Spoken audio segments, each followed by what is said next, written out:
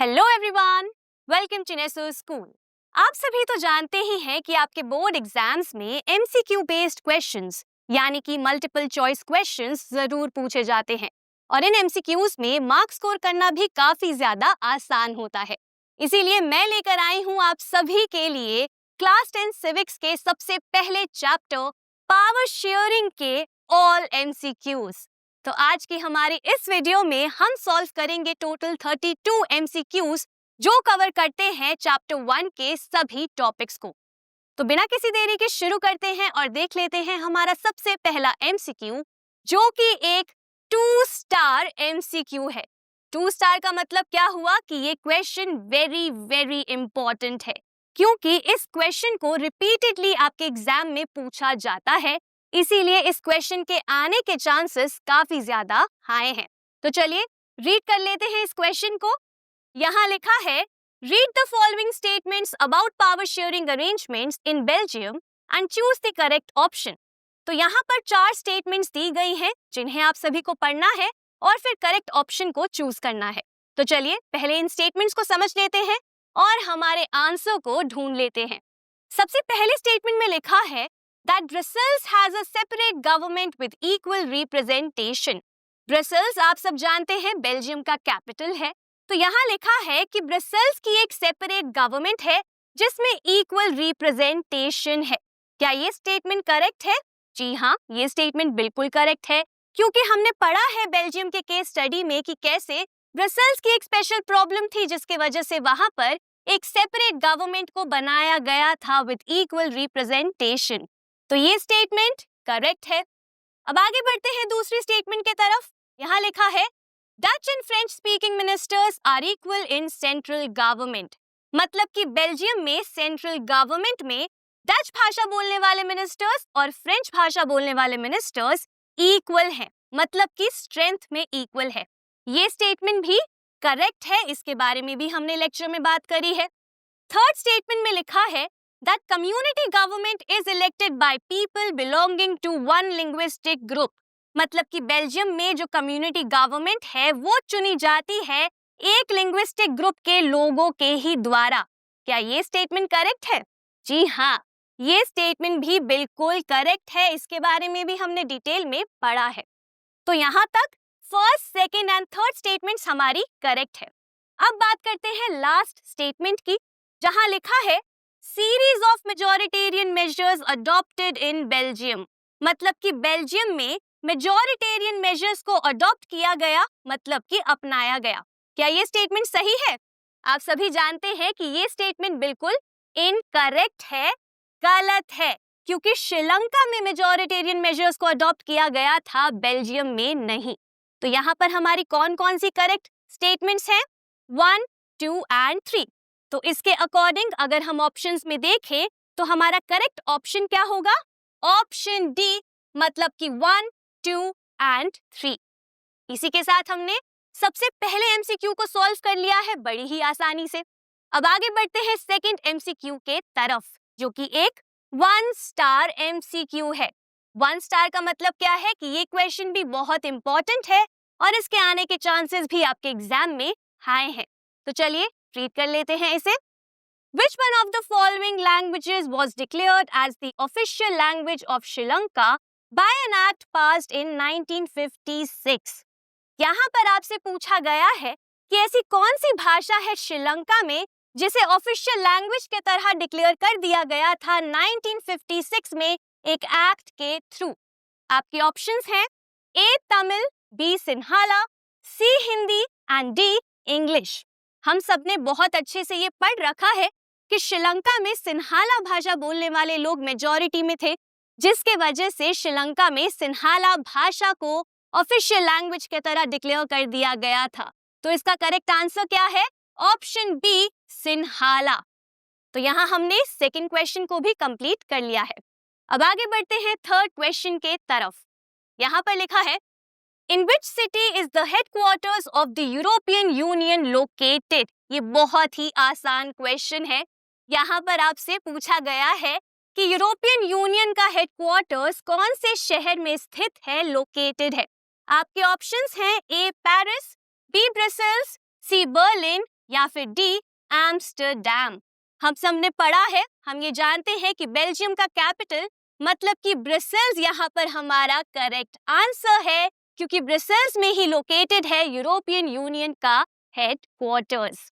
अब बढ़ते हैं अगले एमसीक्यू के तरफ, जो कि एक 1 स्टार एमसीक्यू है। Why did Belgian leaders establish a separate government for Brussels?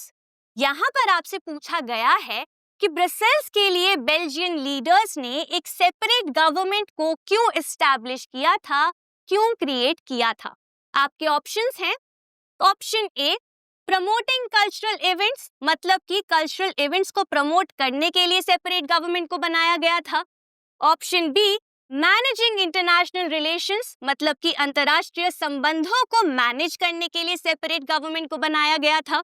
Option C, enforcing local laws, मतलब कि स्थानीय कानूनों को एनफोर्स करने के लिए, लागू करने के लिए सेपरेट गवर्नमेंट को बनाया गया था। और आपका ऑप्शन डी है इंश्योरिंग लिंग्विस्टिक अकोमोडेशन, मतलब कि अलग अलग भाषा बोलने वाले ग्रुप्स को अकोमोडेट करने के लिए, साथ में रखने के लिए सेपरेट गवर्नमेंट को फॉर्म किया गया था। तो हमारा करेक्ट आंसर क्या है? बहुत आसान है, हमारा करेक्ट आंसर है option D, ensuring linguistic accommodation. हम जानते हैं कि बेल्जियम का एथनिक कॉम्पोजिशन कैसा था।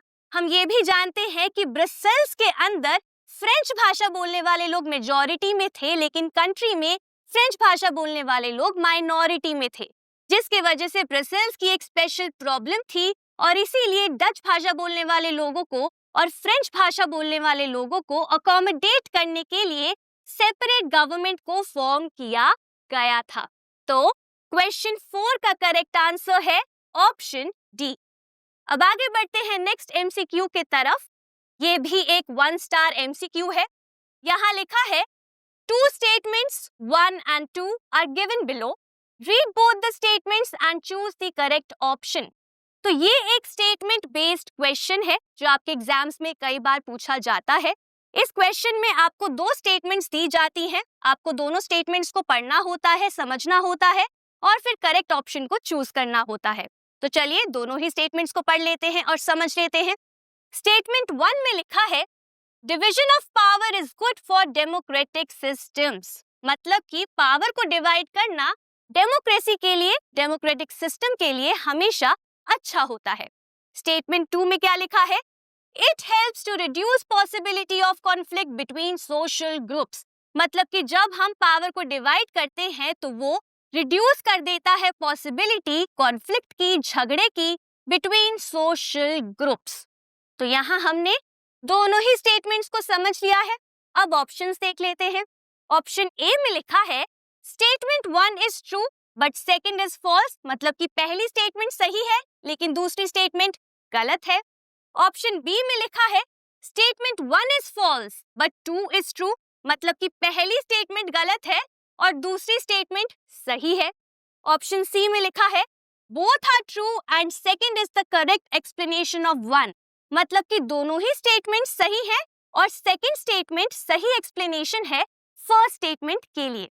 और आखिरी ऑप्शन में लिखा है, both are true but second is not the correct explanation of 1, मतलब कि दोनों ही स्टेटमेंट सही हैं और सेकंड स्टेटमेंट यहाँ पे फर्स्ट स्टेटमेंट के लिए करेक्ट एक्सप्लेनेशन नहीं है।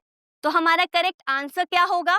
हम सब ये समझ चुके हैं, हम सब ये जान चुके हैं कि ये दोनों ही स्टेटमेंट्स सही है, क्योंकि हमने चैप्टर 1 में ये पढ़ा है कि पावर को डिवाइड करने से कॉन्फ्लिक्ट्स रिड्यूस होते हैं देश के अंदर, इसीलिए डेमोक्रेसी के लिए पावर को शेयर करना अच्छा होता है और जरूरी होता है। तो ये दोनों ही स्टेटमेंट सही है और सेकंड स्टेटमेंट यहाँ पर करेक्ट एक्सप्लेनेशन है फर्स्ट स्टेटमेंट के लिए भी। तो हमारा करेक्ट आंसर क्या हुआ? हमारा करेक्ट आंसर हुआ ऑप्शन सी, यानी कि both are true and second is the correct explanation of 1। तो यहाँ हमने 5th क्वेश्चन को भी कंप्लीट कर लिया है। अब चलिए आगे बढ़ते हैं अगले एमसीक्यू के तरफ। यहाँ पर लिखा है, consider the following statements on power sharing and choose the correct option. तो यहाँ पर कुछ स्टेटमेंट्स दी गई हैं, आपको इन्हें पढ़ना है और करेक्ट आंसर को चूज करना है। तो चलिए स्टेटमेंट्स को समझ लेते हैं। सबसे पहले स्टेटमेंट में लिखा है, इट डीपन्स डेमोक्रेसी, मतलब कि पावर शेयरिंग डेमोक्रेसी को डीपन कर देता है, गहरा बना देता है, मतलब कि स्ट्रॉन्ग बना देता है। क्या ये स्टेटमेंट सही है? जी हाँ, ये स्टेटमेंट करेक्ट है। आगे बढ़ते हैं दूसरी स्टेटमेंट की तरफ। यहाँ लिखा है it helps to reduce conflicts among social groups, मतलब कि पावर शेयर करने से हम कॉन्फ्लिक्ट्स को रिड्यूस कर सकते हैं सोशल ग्रुप्स के बीच में। इसके बारे में हम ऑलरेडी हमारे पिछले क्वेश्चन में पढ़ चुके हैं, तो हमारा ये स्टेटमेंट भी करेक्ट है। इसके बाद है थर्ड स्टेटमेंट, जहां पर लिखा है it is a way to ensure political stability, मतलब कि पावर को शेयर करने से हम राजनीतिक स्थिरता लेकर आ सकते हैं देश के अंदर। क्या ये स्टेटमेंट करेक्ट है? जी हाँ, ये स्टेटमेंट भी करेक्ट है, तो ये भी सही हो गई। अब बात करते हैं आखिरी स्टेटमेंट की। It brings socio economic struggles, मतलब कि पावर शेयर करने के वजह से सोसाइटी में, देश में सामाजिक रूप से और आर्थिक रूप से काफी ज्यादा चैलेंजेस आ जाते हैं, स्ट्रगल्स आ जाते हैं। अब ये स्टेटमेंट इनकरेक्ट है, सही नहीं है। तो हमारी करेक्ट स्टेटमेंट्स कौन कौन सी हैं? 1, 2 एंड 3। तो इसके अकॉर्डिंग हमारा करेक्ट आंसर क्या होगा? Option A 1, 2 and 3। तो हमने 6th MCQ को भी कंप्लीट कर लिया है, जो कि एक 1 स्टार MCQ था। अब बढ़ते हैं क्वेश्चन 7 के तरफ, जो कि एक 2 स्टार क्वेश्चन है। What percentage of the population of Belgium lives in the Flemish region? यहाँ पर आपसे पूछा गया है कि कितनी परसेंटेज ऑफ पॉपुलेशन बेल्जियम की फ्लेमिश रीजन में रहती है। अब यहाँ पर ये सवाल आपसे बेल्जियम के एथनिक कॉम्पोजिशन से रिलेटेड पूछा गया है, और कई बार एथनिक कॉम्पोजिशन से रिलेटेड जो क्वेश्चंस होते हैं उसमें कंफ्यूजन के वजह से हम गलत आंसर मार्क कर देते हैं। इसीलिए ऐसे क्वेश्चंस को आप ध्यान से पढ़कर ही अटेम्प्ट करिएगा। तो यहाँ पर हमें बताना है कि फ्लेमिश रीजन की कितनी पॉपुलेशन है। तो आपके ऑप्शंस क्या क्या हैं? ए 40%, बी 80%, सी 59% एंड डी 70%। हमने पढ़ा है इसके बारे में अच्छे से, तो हमें आंसर पता है। इसका करेक्ट आंसर है ऑप्शन सी 59%। अब बढ़ते हैं अगले क्वेश्चन की तरफ। यहाँ लिखा है Reserved constituencies in India are an example of which form of power sharing? अब ये क्वेश्चन है फॉर्म्स ऑफ पावर शेयरिंग से रिलेटेड। यहाँ पर आपसे पूछा गया है कि रिजर्व्ड कॉन्स्टिट्यूएंसीज जो कि इंडिया में है, वो किस फॉर्म ऑफ पावर शेयरिंग का एग्जाम्पल है। आपके ऑप्शंस हैं A horizontal division of power, B power sharing among social groups, C federal division of power and D power sharing by political parties. अब हम सब जानते हैं कि हॉरिजॉन्टल डिवीजन ऑफ पावर में पावर को राइट टू लेफ्ट या left to right, मतलब कि हॉरिजॉन्टली शेयर किया जाता है different organs of the government के बीच में। तो ये तो करेक्ट आंसर नहीं हो सकता। अगर हम बात करें फेडरल डिवीजन ऑफ पावर की, जिसे हम वर्टिकल डिवीजन ऑफ पावर भी कहते हैं, तो इसमें लेवल्स ऑफ गवर्नमेंट के बीच में पावर को शेयर किया जाता है टॉप टू बॉटम, मतलब कि वर्टिकली। तो ये भी करेक्ट आंसर नहीं हो सकता। और अगर हम बात करें power sharing by political parties की, तो यहाँ पर तो कोएलिशन गवर्नमेंट बनती है या अलायंस फॉर्म होता है, तो ये भी ऑप्शन सही नहीं है। तो कौन सा ऑप्शन बच जाता है? Option B power sharing among social groups, और यही हमारा करेक्ट आंसर है। जब हम सोशल ग्रुप्स के बीच में पावर को शेयर करते हैं, तो हम माइनॉरिटीज को एक स्पेस देते हैं, एक रिप्रेजेंटेशन देते हैं पॉलिटिक्स में, और उसी का एक अच्छा एग्जाम्पल है रिजर्व्ड कॉन्स्टिट्यूएंसीज इन इंडिया। तो क्वेश्चन 8 का करेक्ट आंसर है ऑप्शन बी। अब आगे बढ़ते हैं क्वेश्चन 9 के तरफ, जो कि एक 2 स्टार क्वेश्चन है। What role do checks and balances play in a democratic country? Choose the most suitable option from the following. तो यहाँ पर आपसे बोला गया है, पूछा गया है कि चेक्स एंड बैलेंसेस क्या रोल प्ले करता है एक डेमोक्रेटिक कंट्री में। इन ऑप्शंस में से एक करेक्ट ऑप्शन आपको चुनना है। तो चलिए ऑप्शंस को समझ लेते हैं।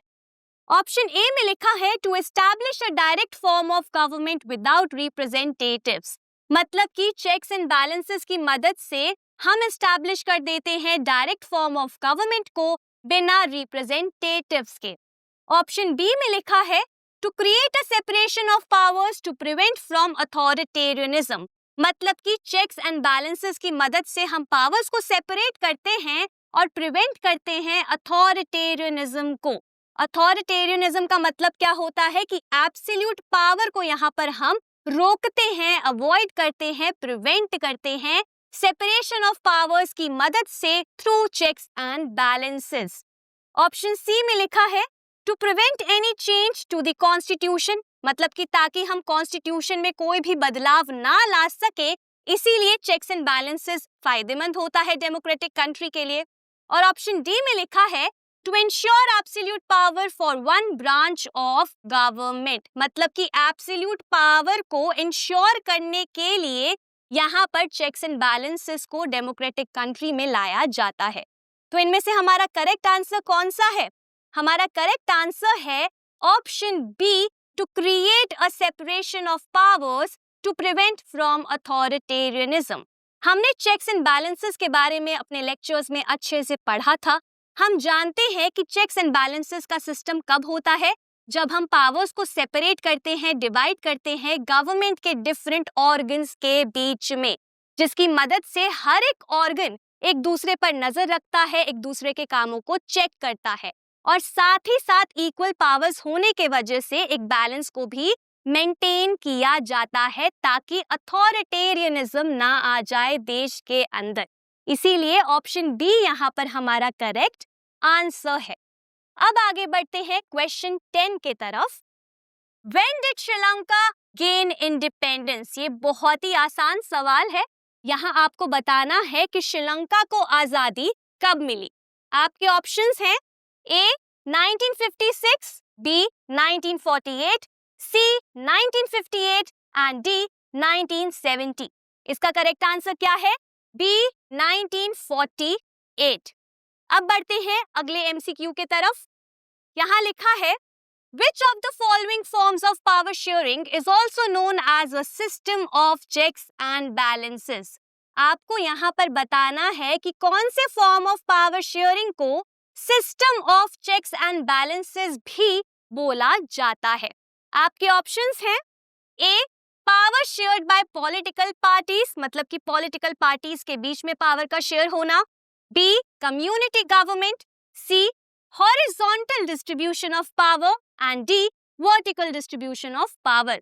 हम ऑलरेडी इसके बारे में क्वेश्चन 9 में पढ़ चुके हैं, समझ चुके हैं। तो यहाँ पर हमारा करेक्ट आंसर क्या है? Option C horizontal distribution of power, क्योंकि यहाँ पर हॉरिजॉन्टली डिफरेंट ऑर्गन्स के बीच में पावर्स को शेयर किया जाता है और चेक्स एंड बैलेंसेस को मेंटेन किया जाता है। तो ये था आंसर क्वेश्चन 11 का। अब बढ़ते हैं क्वेश्चन नंबर 12 के तरफ। ये एक 1 स्टार क्वेश्चन है। What percentage of the population in Sri Lanka consist of Sinhala speaking people? तो ये श्रीलंका के एथनिक कॉम्पोजिशन से रिलेटेड एक क्वेश्चन है। यहाँ पर आपको बताना है कि श्रीलंका में सिन्हाला स्पीकिंग पॉपुलेशन कितनी है। आपके ऑप्शंस हैं A 73%, B 74%, C 70% and D 75%। तो इसका करेक्ट आंसर क्या है? Option B 74%। अब आगे बढ़ते हैं अगले सवाल के तरफ। यहाँ लिखा है in the Wallonia region of Belgium what language is spoken by 40% of the people.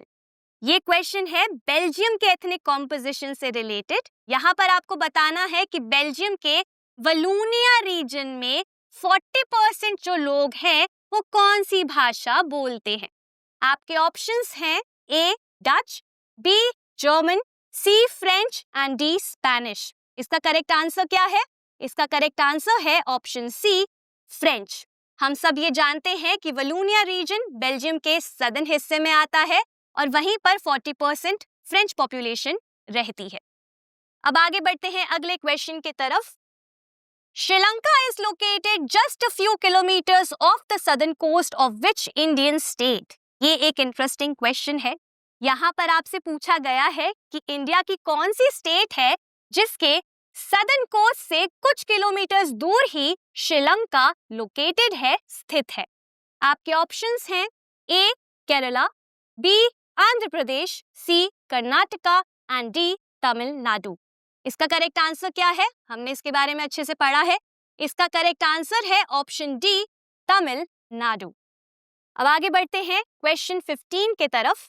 यहाँ लिखा है What percentage of the Sri Lankan population belongs to the subgroup known as Sri Lankan Tamils? यहाँ पर आपको बताना है कि श्रीलंका में कितनी पॉपुलेशन है श्रीलंकन तमिल्स की। आपके ऑप्शंस हैं A 13%, B 18%, C 7% and D 40%। Correct answer क्या है? इसका सही जवाब है ऑप्शन ए 13%। तो यहाँ पर हमने क्वेश्चन 15 को कंप्लीट कर लिया है। अब आगे बढ़ते हैं अगले एमसीक्यू के तरफ। When did the civil war in Sri Lanka end? ये एक बहुत इजी सवाल है। यहाँ पर आपको बताना है कि श्रीलंका की सिविल वॉर कब खत्म हुई थी। आपके ऑप्शंस हैं ए 2005, बी 1956, सी 2009 एंड डी 2007। इसका करेक्ट आंसर क्या है? सही जवाब है ऑप्शन सी 2009। अब आगे बढ़ते हैं अगले क्वेश्चन की तरफ, जो कि एक 2 स्टार क्वेश्चन है। Two statements are given below as assertion and reason. Read the statements and choose the correct option. जैसा मैंने आपको बताया था कि आपके एग्जाम में स्टेटमेंट बेस्ड क्वेश्चंस कई बार पूछे जाते हैं, वैसे ही assertion and reason based questions भी कई बार दिए जाते हैं। जहां पर एक assertion होता है, एक reason होता है। assertion का मतलब है एक क्लेम, एक दावा, एक स्टेटमेंट, और reason का मतलब है वो explanation जो कि assertion के लिए दी जाती है।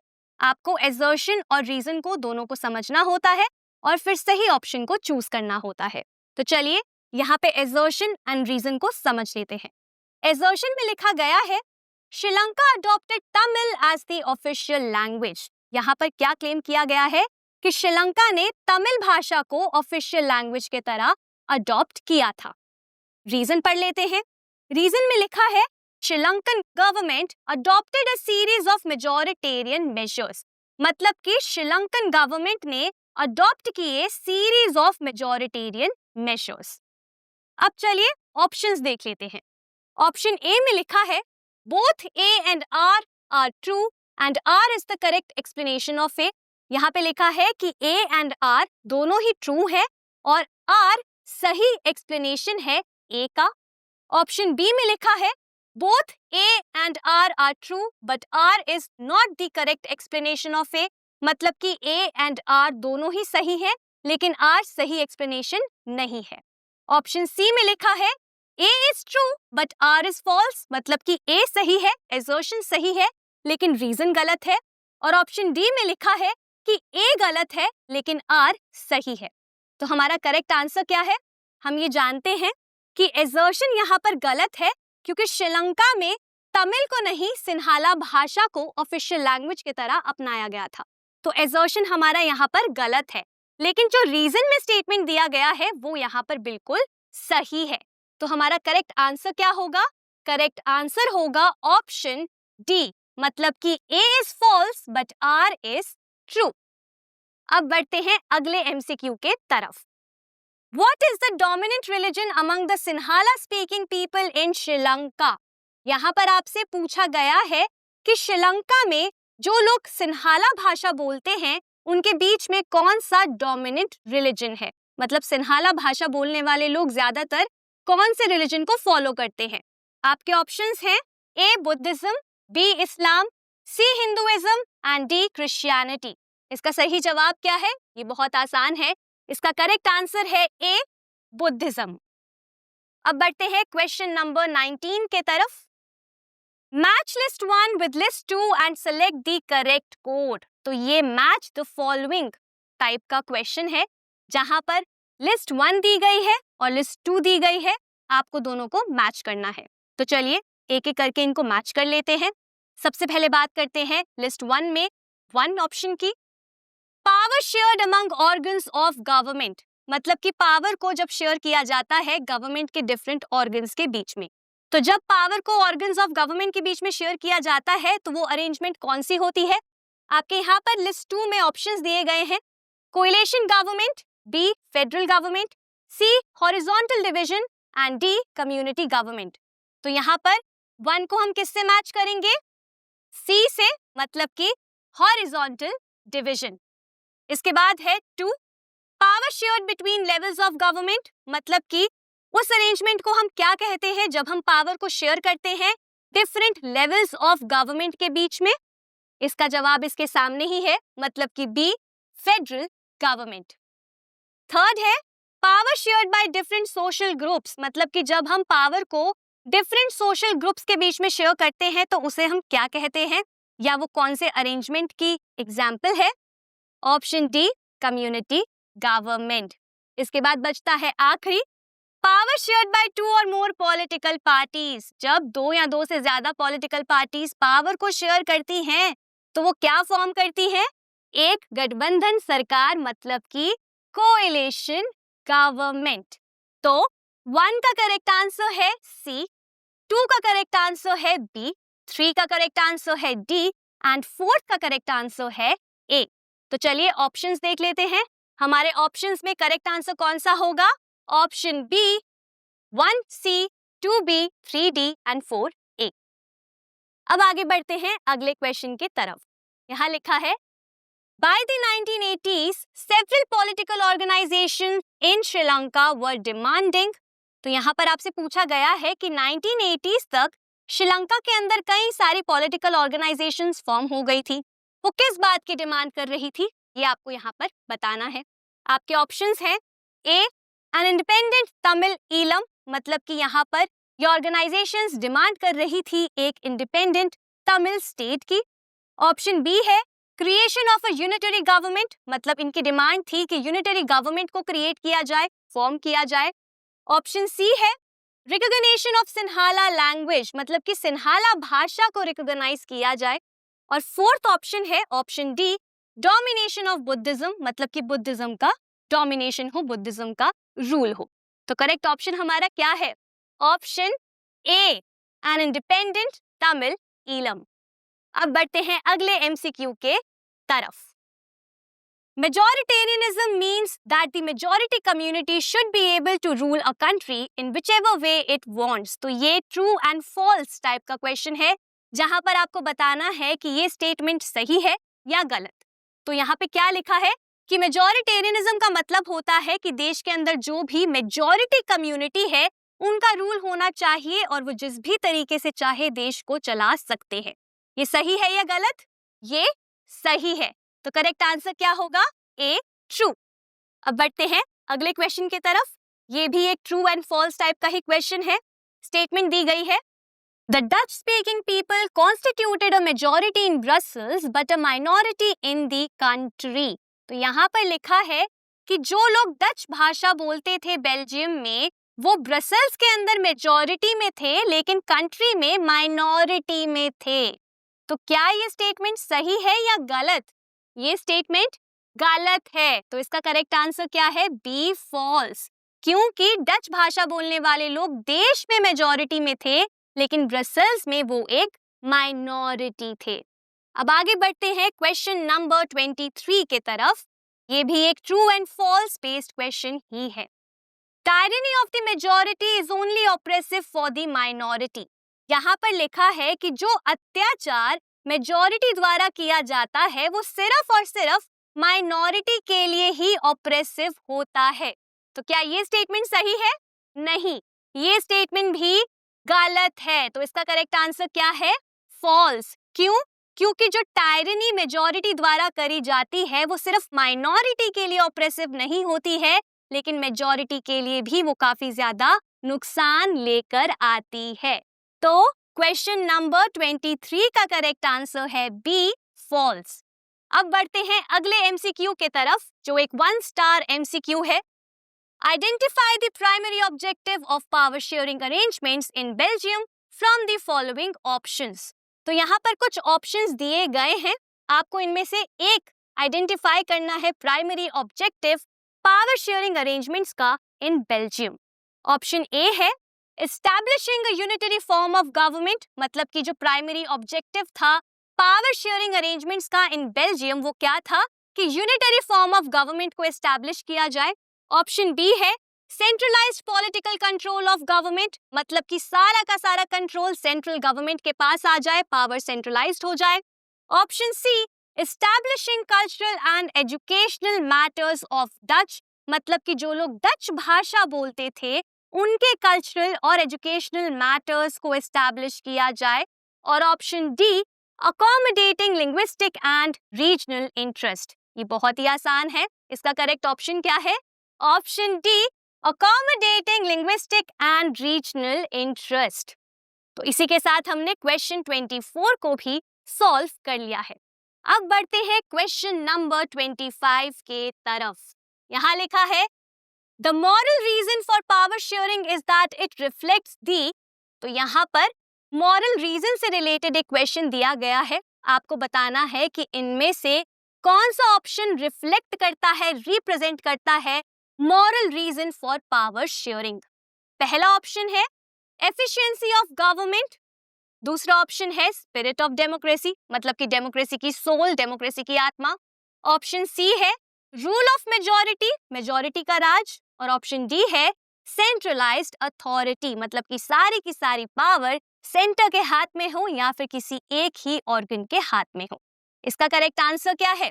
इसका करेक्ट आंसर है option B spirit of democracy.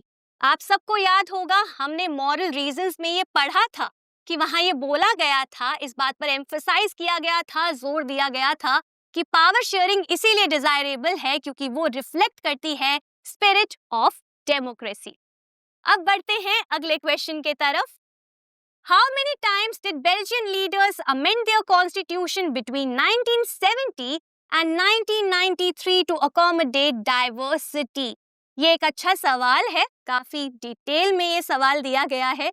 यहाँ पर आपसे पूछा गया है कि 1970 और 1993 के बीच में बेल्जियन लीडर्स ने कितनी बार अपने कॉन्स्टिट्यूशन को बदला था। आपके ऑप्शंस हैं A 2 times, B 3 times, C 4 times and D 5 times. हमने इसके बारे में अच्छे से पढ़ा है। इसका करेक्ट आंसर क्या है? इसका सही जवाब है ऑप्शन सी 4 टाइम्स। 4 बार बेल्जियन लीडर्स ने कॉन्स्टिट्यूशन को बदला था। अब बढ़ते हैं अगले क्वेश्चन के तरफ। Two statements 1 and 2 are given below. Read both the statements and choose the correct option. ये भी एक स्टेटमेंट बेस्ड क्वेश्चन है, 2 स्टेटमेंट्स दी गई हैं, चलिए दोनों को समझ लेते हैं। स्टेटमेंट 1 में लिखा है Belgium is a small country in Russia, मतलब कि बेल्जियम रशिया की एक छोटी सी कंट्री है। और स्टेटमेंट 2 में क्या लिखा है? It shares borders with France, the Netherlands, Germany and Luxembourg, मतलब कि बेल्जियम अपने बॉर्डर्स को शेयर करता है फ्रांस के साथ, द नेदरलैंड्स के साथ, जर्मनी और लग्जमबर्ग के साथ। अब देख लेते हैं हमारे ऑप्शंस क्या हैं। ऑप्शन ए में लिखा है statement 1 is true but second is false, मतलब पहली स्टेटमेंट सही है, दूसरी गलत। ऑप्शन बी में लिखा है statement 1 is false but second is true, मतलब कि पहली स्टेटमेंट गलत है लेकिन दूसरी स्टेटमेंट सही है। ऑप्शन सी में लिखा है both are true and second is the correct explanation of one, मतलब कि दोनों ही सही है और सेकंड स्टेटमेंट पहली स्टेटमेंट की करेक्ट एक्सप्लेनेशन है। और ऑप्शन डी में लिखा है कि दोनों ही ट्रू है, मतलब कि both are true but second is not the correct explanation of one, लेकिन सेकंड स्टेटमेंट करेक्ट एक्सप्लेनेशन नहीं है ऑफ वन। तो करेक्ट आंसर क्या है? स्टेटमेंट 1 एंड स्टेटमेंट 2 में अगर हम देखें तो स्टेटमेंट 1 बिल्कुल गलत है क्योंकि बेल्जियम रशिया की एक छोटी कंट्री नहीं है, यूरोप की है, करेक्ट। लेकिन अगर हम स्टेटमेंट 2 को देखें तो ये स्टेटमेंट बिल्कुल करेक्ट है। तो हमारा सही जवाब क्या होगा? हमारा सही जवाब होगा ऑप्शन बी, मतलब कि statement 1 is false but second is true. अब बढ़ते हैं अगले सवाल की तरफ। यहाँ लिखा है the system of community government in Belgium deals with, मतलब कि जो सिस्टम है कम्युनिटी गवर्नमेंट का बेल्जियम में वो किन मैटर्स के साथ डील करता है? Option A economic issues, option B defence matters, मतलब कि देश की सुरक्षा से related matters, option C political matters, राजनीतिक मैटर्स, या फिर option D cultural, educational and language issues, मतलब कि कल्चर से रिलेटेड, एजुकेशन से रिलेटेड या भाषा से रिलेटेड इश्यूज। इसका सही जवाब क्या है? हमने कम्युनिटी गवर्नमेंट के बारे में काफी डिटेल में पढ़ रखा है, तो इसका करेक्ट आंसर क्या होगा? Option D cultural, educational and language issues. अब बढ़ते हैं क्वेश्चन नंबर 29 की तरफ। Which term describes a social division based on shared culture and common descent?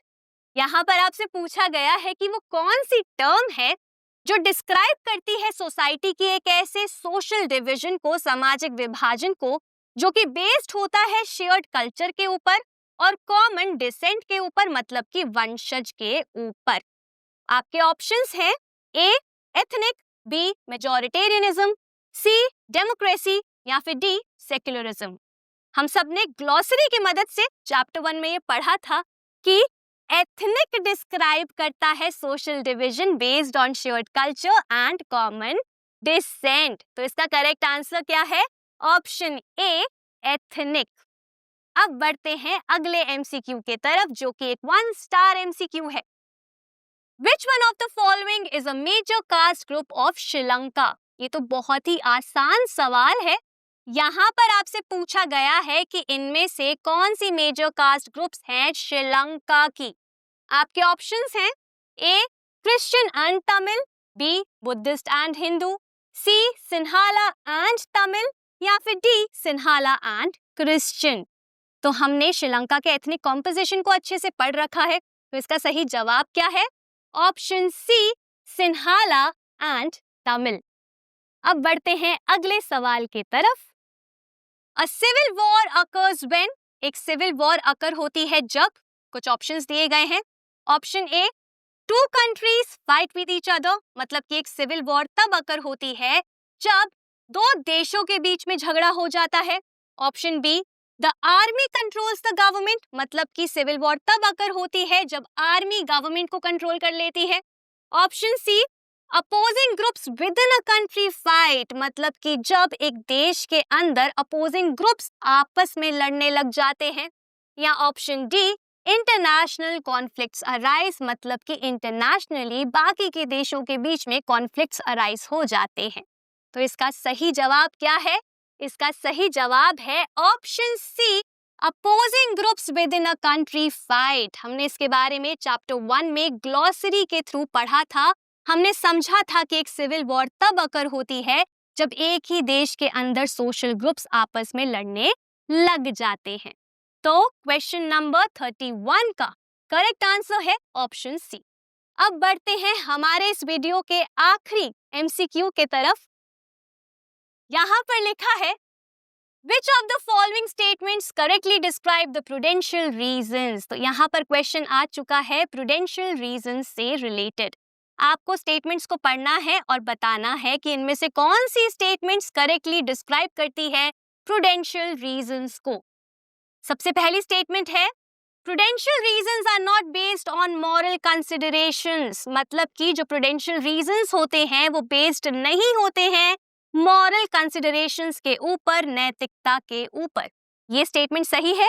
जी हाँ, ये स्टेटमेंट बिल्कुल सही है। हमने प्रूडेंशियल रीजंस के बारे में अच्छे से पढ़ा है और हमें पता है कि वो मॉरल कंसिडरेशंस के ऊपर बेस्ड नहीं होती है। स्टेटमेंट 2 में लिखा है prudential reasons are based purely on moral values. ये तो बिल्कुल गलत है। क्यों गलत है? हमने ऑलरेडी ऊपर इसके बारे में डिस्कस कर लिया है। स्टेटमेंट 3 में लिखा है Prudential reasons are based on careful calculation of gains and losses, मतलब कि जो prudential reasons होते हैं या जो फैसले decisions होते हैं वो based होते हैं careful calculation of gains and losses के ऊपर, फायदे और नुकसान के आधार पर। क्या ये सही है? जी हाँ, ये करेक्ट है। इसके बाद आ जाती है आखिरी स्टेटमेंट जहां पर लिखा है Prudential reasons aim to preserve culture and traditions, मतलब कि जो prudential reasons होते हैं उनका गोल होता है प्रोटेक्ट करना कल्चर को और ट्रेडिशंस को, परंपराओं को। क्या ये सही है? जी नहीं, ये गलत है। तो हमारी करेक्ट स्टेटमेंट्स कौन कौन सी हैं? Statement 1 and statement 3। तो इसके अकॉर्डिंग अगर हम ऑप्शंस में देखें तो हमारा करेक्ट ऑप्शन क्या होगा? Option B 1 and 3 only. तो इसी के साथ हमने पावर शेयरिंग के सभी एमसीक्यूज कंप्लीट कर लिए हैं और मैं उम्मीद करती हूँ कि इन सभी एमसीक्यूज को सॉल्व करना आप सभी के लिए बहुत ज्यादा आसान रहा होगा, क्योंकि हमने इन सभी टॉपिक्स को काफी डिटेल में हमारे लेक्चर्स में पढ़ा है। तो आज के लिए बस इतना ही। अब मैं मिलूंगी आपसे अगले चैप्टर के ऑल एमसीक्यूज के साथ। Thank you.